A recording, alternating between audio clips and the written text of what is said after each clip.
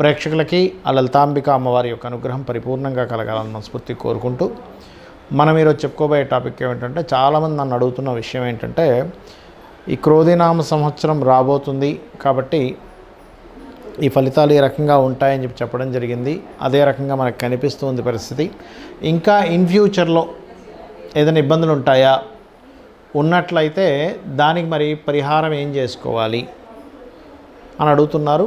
అప్పుడు నేను చూసినట్లయితే మనకి అక్టోబర్ 22వ తేదీ నుంచి ఒక 45 రోజులు కుజుడు వృశ్చికంలో మన కర్కాటక రాశిలో నీచపొంది ఉంటాడు. కానీ ఆ టైంలో ఒక నెల రోజుల తర్వాత వక్రిస్తాడు మళ్ళీ. సో 22వ తేదీ అక్టోబర్ నుంచి ఒక నెల రోజులు మాత్రం కొంచెం జాగ్రత్తగా ఉండవలసిన పరిస్థితి ఉంది. దానికి ఏ రాసుల వారు ఏ విషయాల పట్ల జాగ్రత్తగా ఉండాలి కుజుడు నీచ పొందుతున్నందుకు అనే విషయం ఇప్పుడు మనం తెలుసుకుందాం. మీనలగ్నము మీనరాశి. మీనం వారికి కనుక చూసుకున్నట్లయితే రాస్యాధిపతి 2లో 3లోకి వెళ్తూ 2లోకి వస్తున్నాడు. అయితే ఇక్కడ ఈ మీనం వారికి సహజంగానే పూర్వజన్మ కర్మ అనేటువంటి తండ్రితో లింకప్ అయి ఉంటుంది. అంటే మీరు గమనించినట్లయితే మీనలగ్నంలో ఎవరైతే జన్మించారో 99% ఆఫ్ కేసెస్ తండ్రితోనే వాళ్ళ చుట్టూ తిరుగుతుంది వాళ్ళ లైఫ్ అంతా కూడా. అంటే తండ్రికి నేను ఏదో చేయాలి, లేదా తండ్రి నాకు నచ్చింది చేయట్లేదు, లేదా తండ్రికి నేను ఏదో హెల్ప్ చేద్దాం అంటే ఆయన ఒప్పుకోవట్లేదు. తండ్రి నా కోసం ఎంతో పాటుపడుతున్నాడు కానీ అది ఆయన వల్ల అవ్వట్లేదు, పాపం నాకు సపోర్ట్ చేయడం, ఇట్లా ఏదో ఒకటి. అంటే మీరు తండ్రికి లేదా తండ్రి మీకు ఈ లైఫ్లో ఎక్కువ రోల్ ప్లే చేస్తుంటుంది. అలాంటిది ఇప్పుడు 9th లార్డ్ ఎవరైతే ఉన్నారో కుజుడు, ఆయన నీచ పొందుతున్నాడు. ఇది గుర్తుపెట్టుకోండి. పంచమంలో నీచ పొందుతున్నాడు. అంటే తండ్రి కుటుంబం మూలంగా, తండ్రి కుటుంబం సంబంధించినటువంటి విషయంలో పర్టికులర్గా ఇక్కడ ఈ ఏదైతే నీచ పొందుతున్నాడో తండ్రి యొక్క ఫ్రెండ్స్ మూలంగా, లేదా మీరు ఏదైనా ఫ్రెండ్స్ లేనట్లయితే మీరు ఏదైనా క్రియేటివ్గా మీరు ఏదైనా చేస్తున్నారు, అటువంటి విషయాల్లో దాని యొక్క ప్రభావం అనేటువంటి చూపిస్తూ ఉంటుంది. అందులో ముఖ్యంగా ఇమ్యూనిటీని పెంచుకునేటువంటి క్రమంలో కొంతమంది కొన్ని రాంగ్ మిస్టేక్స్ చేస్తూ ఉంటారు. సో ఇమ్యూనిటీని పెంచుకునే విషయంలోని ఎవరైనా కొత్త ఫ్రెండ్స్ పరిచయం అయితే వారిని ఫ్రెండ్స్గా చేసుకునేటువంటి అంశంలోని కొంత జాగ్రత్త వహించండి.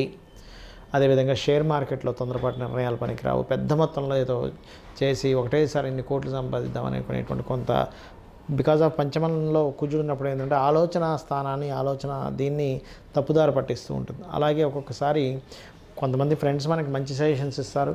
ఒక్కోసారి ఏమవుతుందంటే పంచమ స్థానంలో కుజుడు ఉన్నందుకు ఈ ఫ్రెండ్స్ రిలేటెడ్ సంబంధించిన విషయంలో కూడా ప్రేమించిన వారి విషయం వల్ల కానీ, లేదా ఒక్కోసారి సంతానమే ఒక్కోసారి ఇబ్బంది రావడం. ఏమవుతుందంటే ఈ పంచమం ఆలోచనతో పాటు సంతానాన్ని కూడా చూపిస్తుంది. కాబట్టి సంతానం పొందేటువంటి విషయంలో లేనట్లయితే గర్భం దాల్చినటువంటి స్త్రీలు కానీ కొంత జాగ్రత్తగా ఉండాలి. అయితే దీనికి పరిహారం ఏమిటండి? సింపుల్గా సూర్యభగవాను చూస్తూ ఓం మిత్రాయ నమః చేసుకోవడము. మరియు మరొక విషయం ఏంటంటే కుంకుమతో శ్రీచక్రం ఇంట్లో ఉన్నట్లయితే శ్రీచక్రం మీద చేయడం. లేదండి మాకు ఇంట్లో శ్రీచక్రం ఆరాధన మాకు లేదు, మాకు తెలియదు, అది కొంచెం నియమనిష్టలు ఉండాలి అనుకునేటువంటి వారు చేయవలసింది ఏమిటంటే చాలా క్లియర్గా లలితా అమ్మవారి పటం ఉంటుంది. ఆ పటం దగ్గర కొంచెం సేపు పసుపు వేస్తూ లలితా స్తోత్రాలు చదవండి. శ్రీమాత్రే నమః, శ్రీ మహారాజ్ఞి ఏ నమః, శ్రీమత్ సింహాసనేశ్వరి నమః, ఇలా చేసుకుంటూ ఉండొచ్చు.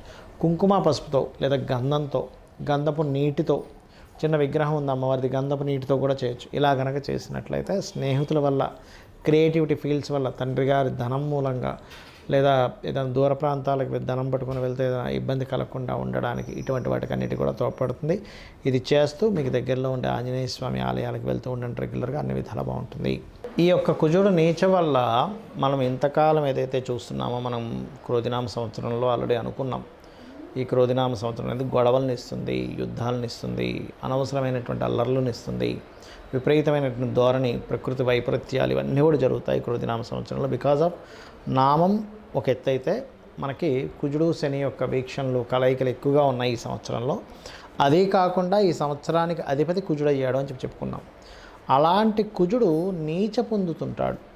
అంటే ఆ సంవత్సరాధిపతి నీచ పొందినప్పుడు మరింత ప్రబలంగా ఉంటాయి దాని ప్రభావం. అంటే ఏమిటి, ఎందుకు చెప్పుకుంటున్నాం మనం ఈ వీడియో అంటే, ఈ వేరే దేశాల్లో, ఇతర ప్రదేశాల్లో ఉన్న వాళ్ళు కొంత జాగ్రత్తగా ఉండాలి.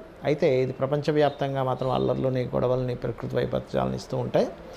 ఇప్పుడు కొంతమందికి ఇప్పుడు వరకు మనం చెప్పుకున్నాం ఫలానా రాశి అయితే ఇది చేసుకోండి అని. మరి మీకు రాశి ఏమీ తెలియదు, మరి అలాంటి వాళ్ళు ఏం చేయాలి?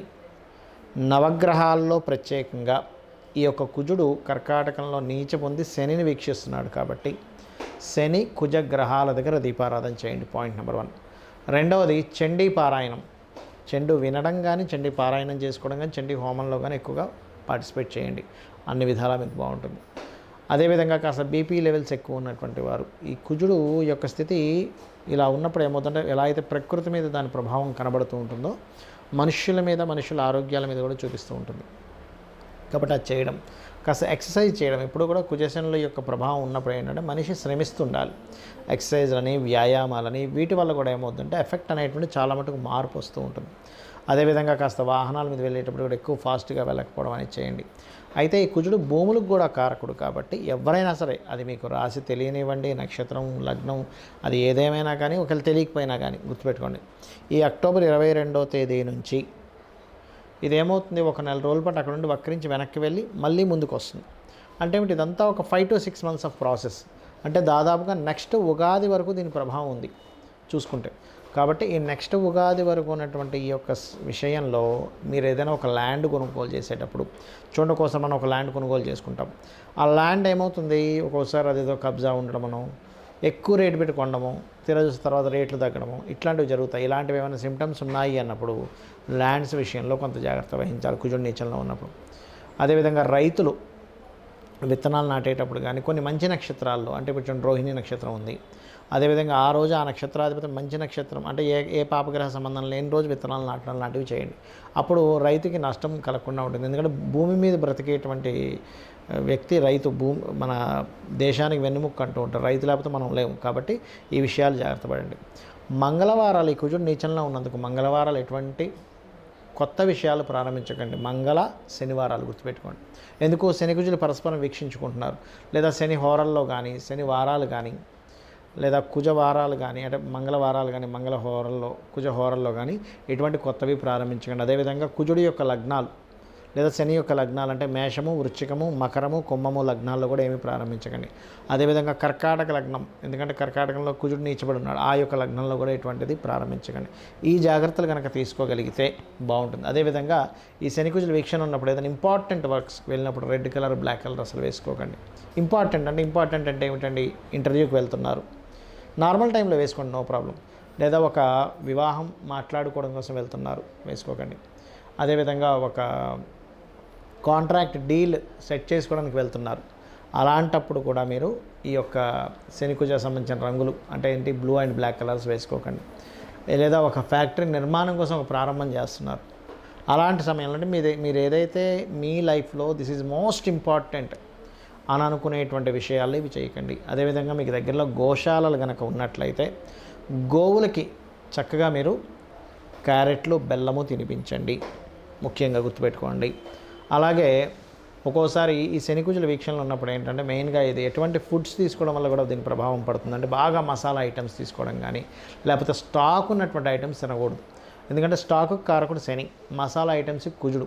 ఇక్కడ ఏమవుతుందంటే ఈ శని కుజుల పరస్పర వీక్షణలు ఉన్నప్పుడు, నీచబడి ఉన్నాడు కుజుడు, ఇక్కడ వక్రించుకుని వెనక్కి వచ్చినటువంటి శని మీద దృష్టి ఉంది. అప్పుడు ఏమవుతుంది, నీచబడినటువంటి దృష్టి వక్రించిన వీటి మీద ఉన్నప్పుడు సర్వసాధారణంగా దీని ప్రభావం వల్ల, స్టాక్ ఉన్న ఐటమ్స్ వల్ల, మనం తిన్నటువంటి ఫుడ్ వల్ల మనకు ఆరోగ్య సమస్యలు వస్తుంటాయి, ఇబ్బంది వస్తుంటుంది. అంటే రాత్రి అప్పుడు పొద్దున్న తినడము, లేకపోతే ఉదయం ఎప్పుడో వండింది రాత్రి తినడము, ఇవి చేయకండి దయచేసి.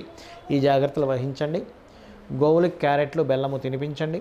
కొంచెం మీరు మీ పశువుల్ని, కొంతమంది గొర్రెల్ని, లేకపోతే ఈ యొక్క పక్షుల్ని, కోళ్ళు ఫారాలు అవి నడుపుతూ ఉంటారు, కొంతమంది గుర్రాల పెంపకం చేస్తూ ఉంటారు. రకరకాల పెంపకాలు చేసేటువంటి వారు చాలా జాగ్రత్తగా ఉండాలి. ఎందుకంటే ఈ పశు సంబంధించినటువంటి సంపదలు కానీ ఇవన్నీ కూడా కొంత ఈ కుజుడు వీక్షణ వల్ల గోశాలల్లో గోవుల్ని మెయింటైన్ చేసేవారు చాలా జాగ్రత్తగా ఉండాలి ఈ సమయంలో.